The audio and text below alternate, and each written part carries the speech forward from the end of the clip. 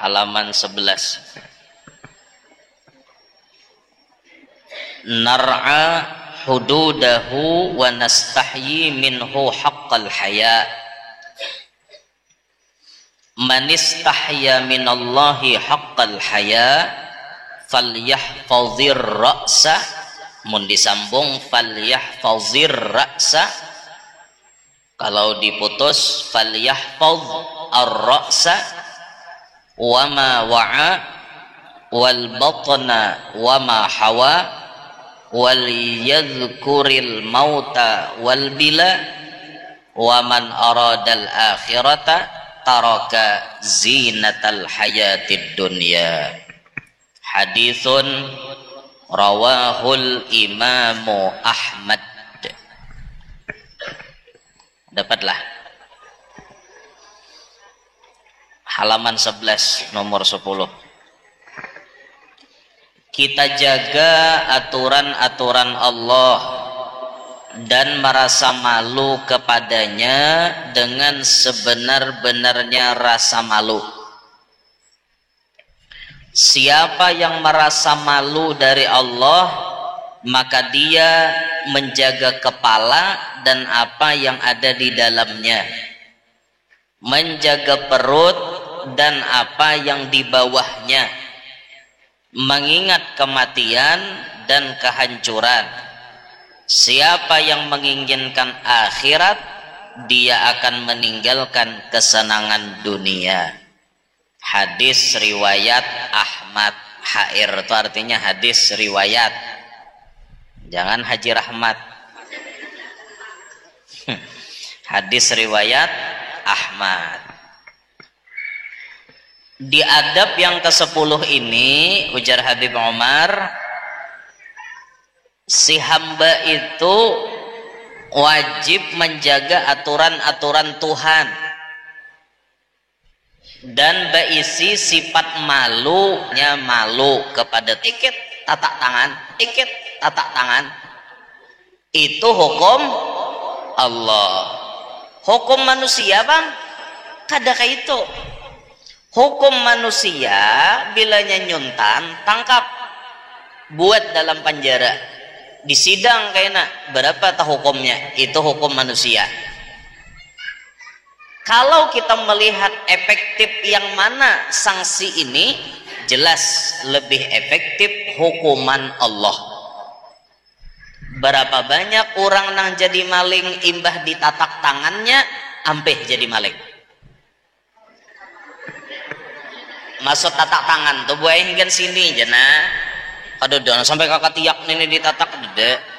Hingga sini aja tangannya putung jadinya, putung tangannya. Kayak namun hendak mencuntan pulang berpikir sabalah aja sudah ditatak algojo tangan kok, mun aku nyuntan tak tangkap pulang berarti pacang sabalah pulang hilang. Jadinya berpikir hendak mencuntan itu berpikir beratus-ratus kali. Sedangkan amun hanya sekadar dikurung, apalagi kurungannya cuma setumat, berapa banyak yang tidak mendapatkan efek jera. Mbah keluar daripada penjara bukan jadi maling lagi, malah jadi perampok. Artinya lebih harat hukum Allah. Andaikan kita di Indonesia ini memberlakukan hukum Allah, niscaya banyak para pejabat yang koruptor kada batangan lagi. Berapa nanti contannya? Miliaran, triliunan duitnya.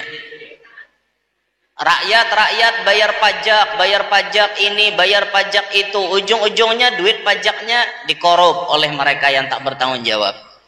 Duit-duit rakyat dikorupsi, rakyat menjerit, menderita, mereka tertawa lepas bahagia. Itu andaikan diberlakukan hukum Tuhan, banyak nang kada batangan lagi, tutul tangan jadinya. Untung aja bang berdiam di Indonesia, jangannya berdiam di Arab Saudi selesai itu. Habis. Nah itu Allah berisi aturan. Orang bezina bilanya bujang dicambuk 100 kali, bilanya sudah kawin dirajam sampai mati. Kalau bezina nih dicambuk masih ada diberlakukan di Indonesia, kayak di Aceh. Di Aceh masih memberlakukan hukum cambuk. Jadi orang-orang hendak bezina tuh berpikir karena pacang dicambuk. Ada sebahagian orang di wadah kita bila bezina kawinakan. Itu ngarannya nyaman. Orang dicambuk. Itu aturan Allah lah. Aturan Allah sepaling baik aturan manusia belum tentu baik. Ya. Lalu kita disuruh berisi sifat malu kepada Allah. Malu dengan sebenar-benarnya malu. Nang kayak apa malunya? Lalu hadis di bawah tadi menyebutkan, siapa yang merasa malu dari Allah maka dia menjaga kepala dan apa yang ada di dalamnya. Orang yang malu kepada Allah menjaga isi kepalanya. Ini kepala kita nih isinya beda-beda. Ini bahasanya aja isi kepala, maksudnya pikiran kita. Orang yang malu kepada Allah inya berisi pikiran, kalau aku nih berpikir nang kada baik, aku sopan lawan Allah. Amun manusia memang kada tahu pikiranku apa, tapi Allah tahu apa yang ada di dalam kepalaku. Tulah ke majelis. Nah, apa yang ada dalam kepala kita tulah ke majelis? Oh, aku nih bujur-bujur nah hendak nuntut ilmu, kada ada niat nang lain. Tiba-tiba tagaritek ada niat nang lain. Palihat kojar ada sandal na pinata baik. Ada nang talarang nih sandalnya barang merek apa, misalnya merek Pedro kah, Everbest kah misalnya nih. Talarang itu jar. Bulik nih nyakaw aku pikirakan pang. Itu berarti di sininya mau. Amun orang supan lawan Allah, malu dengan Allah, inya berpikir aku supan lawan Tuhan, berpikiran jorok nang kayak itu, berpikiran nang kada baik nang kayak itu. Nah, itu orang nang malu kepada Allah, menjaga isi kepalanya. Menjaga kepala dan apa yang ada di dalamnya, dijaganya. Kemudian kepala ini dijaga tidak asal sujud kepada siapa. Karena kita orang Islam ini diharamkan sujud kepada selain Allah. Kita tidak boleh sujud. Andaikan ada manusia boleh sujud kepada manusia, maka niscaya bini diwajibkan sujud lawan laki. Saking tingginya derajat laki, saking memiliki kehormatannya laki itu daripada bini. Bini wajib sujud lawan laki. Andaikan boleh. Tapi kan nang berhak disembah, nang disujud itu cuma Allah. Ada boleh nang lain. Maka bini pun lawan laki kada kawah hendak sujud. Mun hendak mencium batis laki panggil apa? Jangan sujud, batisnya diangkat. Contohnya laki duduk di kursi. Yalah, laki duduk di kursi. Nah, pian jangan artinya lalu sujud kayak itu, jangan. Batis sidin angkat sedikit hanya cium. Sekira kada sujud. Itu orang. Sama batis kuitan gitu juga. Sidin duduk di kursi, angkat sedikit batis sidin sekira-kira kada kayak orang sujud kita toh. Ah, dinta. Amun nang bubuhan nang aliran subalah biartinya bebungkuk sedikit gin dihukuminya haram. Apa jar bahasa Arabnya tuh? Inhina haram. Bebungkuk sedikit hukumnya haram sudah. Itu buhannya kita kada main nih tuh. Ulun pernah tetamu bubuhannya tuh. Karena orang itu jadi dosen di Masjid Nabawi di Madinah nih. Karena beliau tuh dosen, ulun basalaman, hendak ulun cium tangannya. Amuknya, hadza haram ya. Ini haram jernya. Oh, ulun kada jadi cium pun kayak itu. Inhina haram jernya. Bebungkuk sedikit pun haram. Itu ujarinya. Cuma kita kada makain ini tuh. Maksud kita nih sujud ya sujud nang kayak orang sujud itu nah haram itu nah. Ada buahnya ada mau, makanya inya lawan gurunya gin bersalaman, ada mau cium kayak ini nih bang nak. Lawan guru aja guncang. Itu bubuhannya lah, aturan bubuhannya ninta. Jadi kepala kita ini kita gunakan hanya untuk Allah, kita rendahkan hanya kepada Allah. Kepala ini kan simbol kemuliaan. Semulia-mulianya simbol kemuliaan ketika berada di hadapan Allah, ini direndahkan. Tak tinggi burit pada kepala. Ya ada, kita sujud dah. Artinya saat kita sholat, kita disuruh membuang, jangan merasa hebat, jangan merasa kuat, jangan merasa alim, jangan merasa harat, jangan merasa macam-macam. Aku rendah di hadapan Allah. Itu jadi sujud dah. Karena kepala ini simbol paling mulia dari tubuh manusia. Pian kira-kira amun ditapak orang di tangan kada tapi sarek. Coba mun ditapak orang di kepala. Ditunjul orang di kepala. Sangit. Kenapa? Karena kepala ini anggota yang paling mulia. Bahkan ketika kita akan masuk WC, kepala kita tuh tetap dimuliakan. Kayak apa caranya memuliakan kepala di dalam WC? Dengan cara ditutup kepala kita, tutupi pakai handuk kah, pakai kerudung kah, pakai kopiah kah, pakai topi kah, pakai helm kah, imbah berjalan kendaraan sakalinya hendak bakameh ya lah, sakalinya orang ini hendak bakameh ya sudah daripada kepala kada bertutup, masuklah lawan helm-helmnya. Itu ada orang rajia dalam dalam WC. Yang penting kepala itu bertutup. Kenapa maka ditutup? Karena kepala bagian daripada anggota yang paling mulia. Jadi orang yang malu kepada Allah, maka dia menjaga kepala dan apa yang ada di dalam kepala.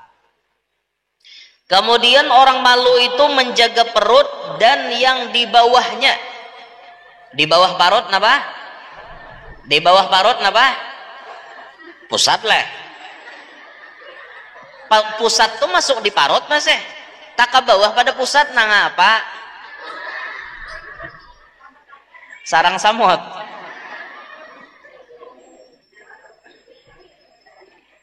Ada kalau lagu bahari nang pelesetan kakanakan bahari.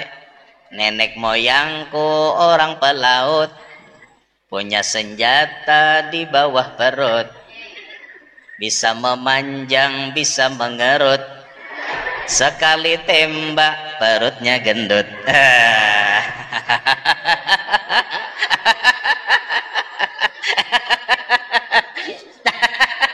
Lagu kakanak bahari. Apalah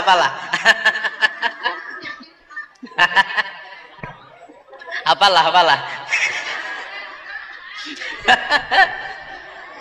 itu kakanakan bahari. Mau bener lagunya, ingat bener lu lagi kakanak itu bahari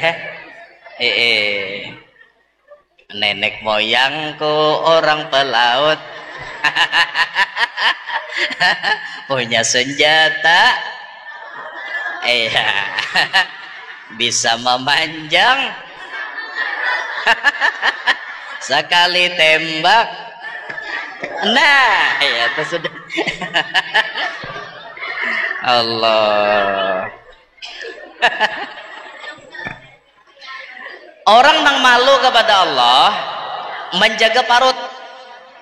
Menjaga parut dulu yang pertama disambat sidin pulang. Dijaga dari apa parut itu? Dijaga daripada kemasukan yang syubhat, apalagi yang haram. Artinya kita pakai filter. Perut kita ini boleh dimasuki makanan, boleh dimasuki minuman, boleh masuk apa aja, yang penting halal. Itu yang penting. Halalan thayyiban, halal lagi suci, baik. Itu nang masuk ke perut kita. Kalaunya yang syubhat, tinggalkan. Yang haram, apalagi tinggalkan. Jadi bepilih, pemakan tuh bepilih, jangan asal taguk, asal bantas. Jangan bepilih kita.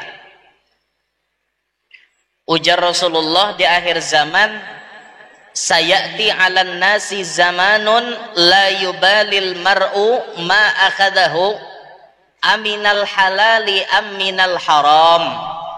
Suatu saat nanti datang masanya kepada manusia, mereka itu tidak peduli apa yang mereka ambil, apa yang mereka makan, apa yang mereka miliki, tidak peduli aminal halal aminal haram, apa dari nang halal atau dari nang haram, mereka kada peduli. Zaman itu sudah masuk zaman kita. Zaman wayah ini orang sudah kada peduli halal haram, yang penting banyak. Itu orang wahine. Bahkan sampai artinya diingatakan malah dijawabi. Jangan ikam bagawi nang into haram, ikam kah bari aku makan ya. Kayak itu jawabannya. Maksud kita mengatakan itu memang jalan haram, carilah jalan nang halal, kan kayak itu. Makanya Rasulullah ajmilu fit tolab, bagus-bagus dalam mencari rezeki. Jangan sampai mengambil rezeki dari Allah, mengambilnya dengan cara yang tidak baik. Nabi mengajarkan ajmilu bit talab, bagus-bagus bila mencari rezeki itu. Baik-baik dalam mencari rezeki. Mana nang halal silahkan ambil, mana nang haram syubhat tinggalkan. Kayak itu rumusnya. Jangan sampai kita terpedaya oleh kehendak hawa nafsu kita. Memang makan silahkan, kulu kata Allah, makanlah kalian, washrabu, minumlah kalian, wala tusrifu, tapi jangan berlebihan. Halal tapi berlebihan itu dilarang. Halal tapi berlebihan dilarang. Buah halal, wadai halal, nasi halal, tapi ini kanyang bener, tetap dijajal lah. Uju melihat napa ngarannya orang nang berjualan di mall, uju melihat napa ngarannya orang nang berjualan di mall-mall tuh, bayar dulu hanya makan. Bagus itu, memberlakukan bayar berdahulu hanya makan, nyata halalnya karena bakat.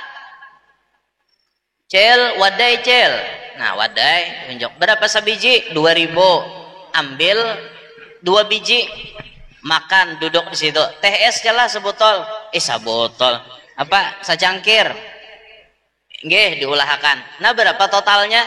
Wadai 4.000, teh es 2.000, berarti 6.000. Unjuk duit 6.000, tukarlah wadai lawan teh esnya, dijual, makan, halal pasti. Ada kita apa? Makan dulu, minum dulu, hanyar bayar. Nang lucunya pas bayar tukarlah, maka wadainya sudah tak ke dalam parut, maka banyu esnya sudah tak ke dalam parut, tukarlah jar. Apa kisahnya? Nah luput tam. Amunnya bayar badudi itu hitungannya ganti rugi, karena kita menghancurkan barang orang lalu kita bayar ganti rugi. Kita memakan wadai orang lalu kita bayar ganti rugi. Ada denang tukarlah jual dede lagi hen. Cuman kita nih pulang ya kayak ini, nah kita hendak mengamalkan kayak itu, sekalinya si tukang warungnya aneh pulang, totalakan dulu jar kita, bayar berdahulu mau aja kain nagin bayar ujar han, iya pak. Nah itu nangalehnya. Makanya bagaimana nah kita beri pemahaman, ayo nang bajualan diberlakukanlah akad berdahulu. Paling rancak bener kita nih makan pintol, nah kayak itu tak. Maka bila makan pintol ini sarabanya pian kita nih talanggar, bayar badudi tagawe, imbah itu makannya badiri tagawe, minum esnya badiri tagawe, banyak bener lagi ya Allah, ndak kawa. Makanya kita nih hati pangarasan wayah ini.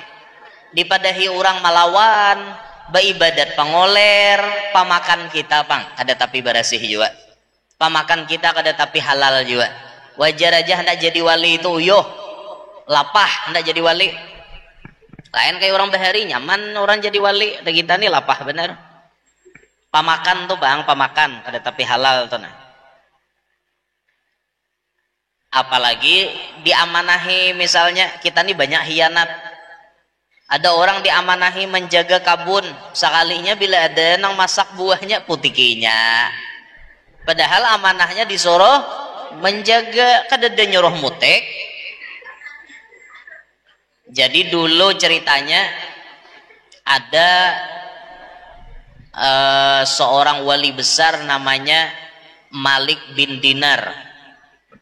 Malik bin Dinar ini bahari baisi kuitan sidin tuh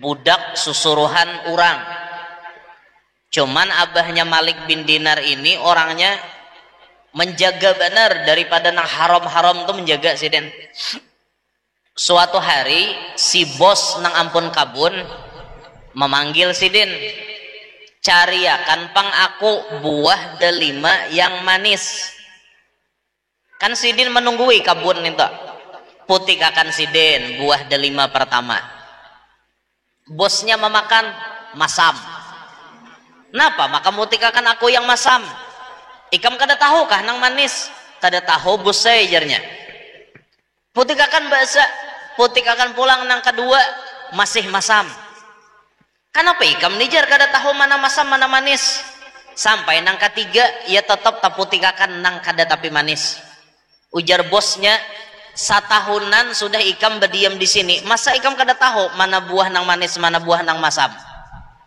apa jawaban sidin ulun tugas di kabun sini hanya menjaga ulun kada pernah marasai mana buah delima manis mana buah delima masam ulun kada pernah takajut si bos neh jadi ujar bos demi Allah ikam kada pernah iya demi Allah ulun kada pernah karena pian kada pernah memberi izin ulun marasai buah itu ada waninya bosnya mendengar kayak itu akhirnya apa dikawinkanlah lawan anak sidin dari hasil perkawinan itu lahirlah seorang wali besar namanya Al-Imam Malik bin Dinar itu tuh asalnya pamakan itu aja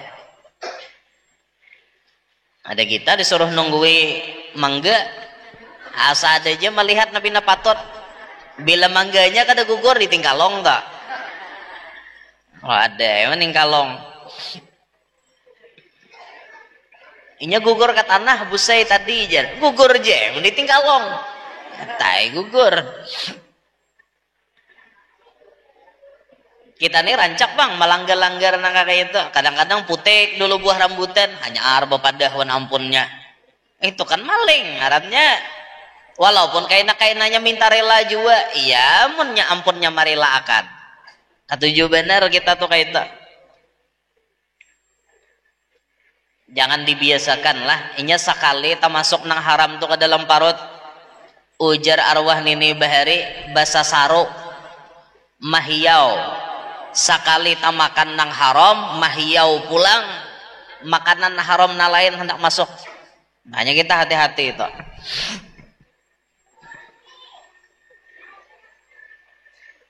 nah itu parut tadilah jaga jangan sampai tak masuk nang syubhat apalagi nang haram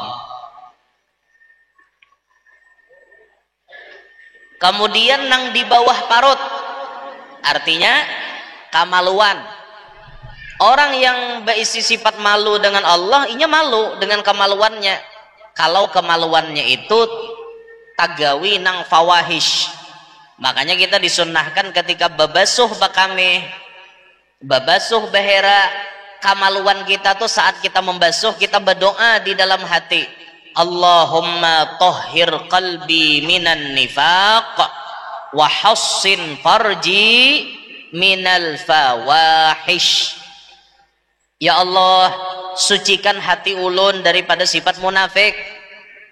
Munafik tuh bermuka dua, di muka lain, di belakang lain. Kadang-kadang di muka baik, di belakang jahat. Itu munafik. Bahkan orang munafik ini termasuk orang yang paling merugikan. Tidak hanya kepada kita, Rasulullah pun dirugikan oleh orang munafik. Banyak lanang munafik ketika zaman Nabi lumayan. Wa mimman haulakum minal a'rabi munafiqun, kata Allah. Dari orang-orang Arab itu wahai Muhammad, banyak mereka yang jadi munafik. Wa min ahlil madinati maradu 'alan nifaq. Dan orang Madinah pun ada juga nang hendak munafik. Contohnya nang kayak Ibnu Ubay bin Salul. Itu tokoh munafik zaman Nabi Muhammad. Munafik itu membahasa paribahasa musuh dalam gabang, musuh dalam salimut, gunting dalam lipatan. Nah, itu tak kelihatannya di depan kita baik benar, kisah memuji-muji macam-macam, sekali di belakang menyembati itu dan ini. Orang munafik itu kayak itu sifatnya. Na'udzubillahi min dzalik. Makanya kita disuruh berlindung daripada sifat munafik. Lalu berlindung daripada kemaluan kita daripada nang berbuat fawahish. Fawahish itu nang kada baik. Zina, liwat, sihak. Zina itu lalaki lawan bibini, liwat lakian sama pada lakian, sihak binian sama pada binian. Atau orang yang mengawini tangannya sendiri, itu termasuk kejelekan-kejelekan kemaluan. Oleh karenanya Islam itu memberikan jalan. Bilanya hendak manyamani kamaluan, bawa kawin. Arti kawin itu lakian wan binian na dinikahkan. Pada mau lakian sama pada lakian diijab kabulkan, luput. Tungharannya baut sama pada baut. Harusnya baut itu pasangannya ke mur. Baut itu dipasang ke mur. Ada mau baut sama pada baut. Nah, itu dijaga nih, toh. Kemudian mengingat kematian dan kehancuran. Kita nih berataan pasti mati. Orang kaya, orang miskin, raja-raja, rakyat biasa.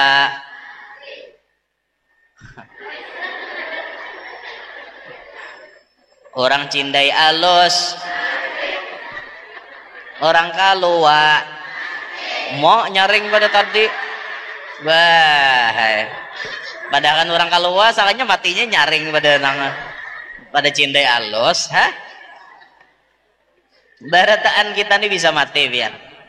Maka bila kita nih mati belum tentu utuh, bisa hancur. Kecuali wadah kami itu ada orang lalakian mati sudah 20 tahun sekali dibongkar tatapai utuh.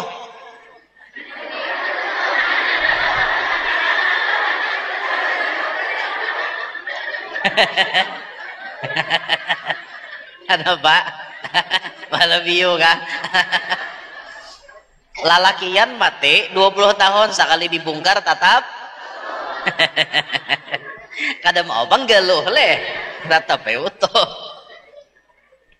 Yang utuh di antara kita tuh kan jarang. Jasadnya kada hancur, kain kafannya kada hancur, kan jarang itu. Jarang ada di wadah kita. Kalau para nabi itu pasti kada hancur, karena bumi diharamkan menghancurkan batang tubuh para nabi. Wali-wali pun seperti itu. Cuman wali-wali itu kadang-kadang ada di antara mereka yang jasadnya tidak mau di bawah tanah. Artinya langsung hilang lawan jasad-jasadnya, lawan kain-kainnya hilang. Ada wali nang itu. Cuman kebanyakan utuh jasadnya. Kayak di Alabiyo tuh ada namanya Kiai Haji Muhammad Arfan. Kiai Haji Muhammad Arfan itu kubah sidin di desa Rantau Karau. Rantau Karau Alabiyo, arah ke Bebirik. Menpian bajiarah artinya mulai Banjar hendak narusakan kakalua. Bajiarah lewat negara liriti terus jalan lewat kena pada Bebirik, kena pian melewati Rantau Karau. Di Rantau Karau tuh ada kubah Kiai Haji Muhammad Arfan. 40 tahun dikubur, kemudian kuburnya itu rancak tinggalam, lalu keluarga berinisiatif memindah mandak lebih ke atas. Ternyata jasadnya, kain kacinya kada hancur. 40 tahun kada hancur. Bayangkan biar. Normalnya manusia sebulan itu sudah mulai proses kehancuran. Sehari dipatak di bawah tanah belum apa-apa, 2 hari belum apa-apa, 3 hari masih santai aja itu, masih santai. 3 hari itu kadang-kadang kalaunya memang cepat prosesnya mulai ada bau-bau sedikit aja. Makanya nang film kitab si Jin Wan Alien nang di bioskop tuh inya menyantet lewat orang mati lah. Oh, orang mati di angkotnya mungol bener. Habis orang matian gara-gara disantetnya. 4 hari, seminggu, 10 hari, sebulan puncak menuju kehancuran. Bila sebulan tuh jar organ di dalam awak kita ini bergerak. Bilanya bergerak tuh beganal, parut tuh beganal, lalu pecah sampai pecah, pecah. Ketika seisi perut kita ini sudah keluar dari tubuh kita, itu mengundang cacing datangan. 1 kilometer cacing di depan mencium baunya, 1 kilometer cacing di belakang cium, yang di kanan yang di kiri datang, 4 penjuru cacing datang. Karena itu jadi rezeki mereka. Itu sebulan. Ini 40 tahun kada hancur ya Pak. Hebat berarti amalan orang tuh. Amalan kiai itu. Kita sebulan aja sudah mulai berproses busuk dalam liang lahat. Apalagi orang yang kada penyembahyang. Orang kada penyembahyang itu kada batunggu sebulan. Kadang-kadang hanyar dipatak buah tanah sudah gosong dilalap oleh api neraka. Tentu ada cerita dalam kitab. Ada di binian mate lalu dikuburakan. Ketika dikuburakan itu dang sanaknya ini waktu mengubur kada sengaja ada benda berharga tagugur ke dalam liang lahat. Sapangingat aku jarnya gugur tadi pas aku menguburakan ading. Gugur. Bebulik inya, orang sudah bulikan, inya bebulik menabuk sorangan. Ketika inya menabuk, alangkah terkejutnya, adingnya tuh sudah gosong, hangit, sampai ke rambut-rambut sudah kada ada lagi pepotongan manusia. Hantu hanya setumat, gara-garanya apa? Menyepelekan sembahyang. Dosah gin sembahyang, enak-enak gin sembahyang. Itu aja menyepelekan sembahyang, kada sembahyang orangnya disiksa nah kayak itu. Apalagi sebulan hancur awak kita nih. Makanya patut aja lagu Rumah Irama tuh direnungakan. Dari kamar yang indah, kasur empuk tilam putih, kini harus berpisah, terkubur dalam perut bumi. Dulu kita berabah di kasur empuk, tilam putih kita rabahi, nyaman berabah. Kini harus kita berada di dalam perut bumi. Terus awak kita ini sorangan di dalam sana. Kada ada kawan yang menemani. Akhirnya kita jadi santapan. Jadi santapan cacing tanah. Ting ting ting ting ting ting ting ting. Jadi santapan cacing tanah. Ayo, diri yang dulu dipuja kini bangkai tak berharga. Yalah, diri yang dulu salah. Apa ya? Bisa kada ingat? Kini bangkai tak berguna.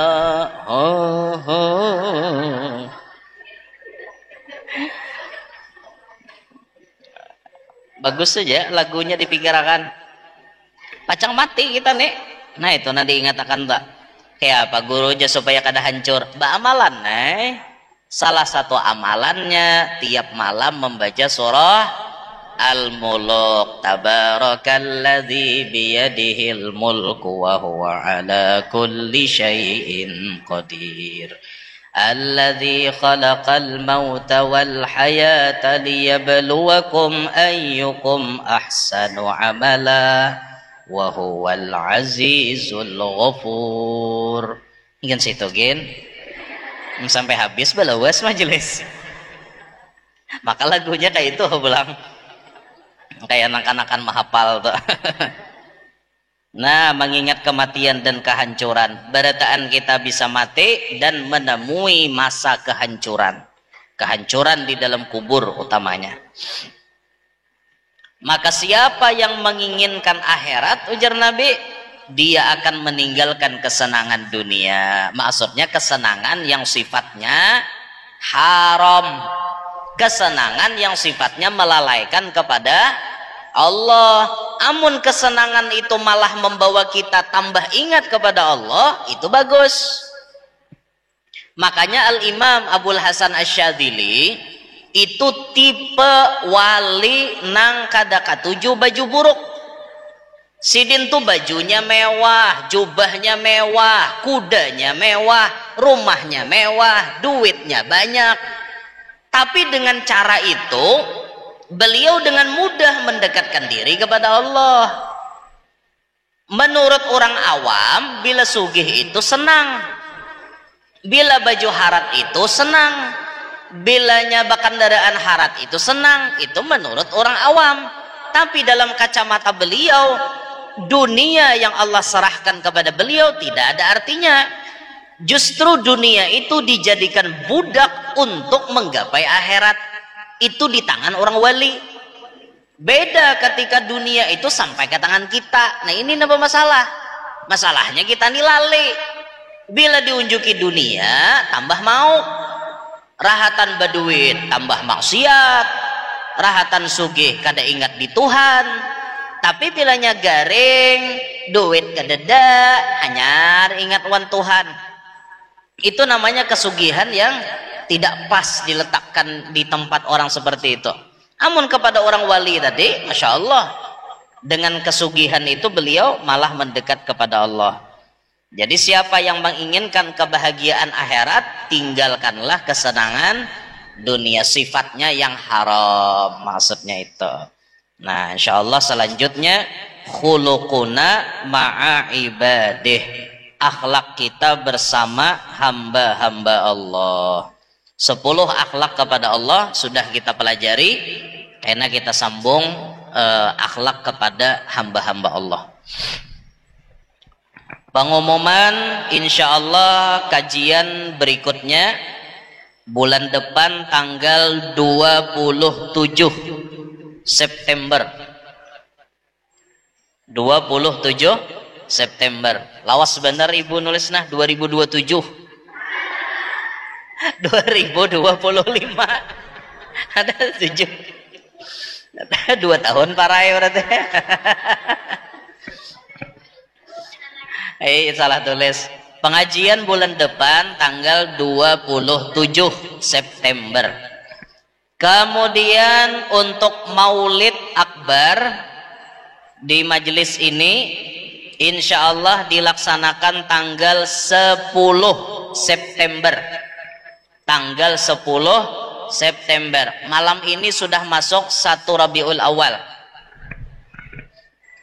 Tanggal 10 September 2025 di sini akan diadakan Maulid Akbar bersama guru kita Ustadzah Syarifah Zahra Baharun dari Probolinggo, juga bersama dengan Ustadzah Syarifah Najwa binti Rizik Syihab dari Jakarta.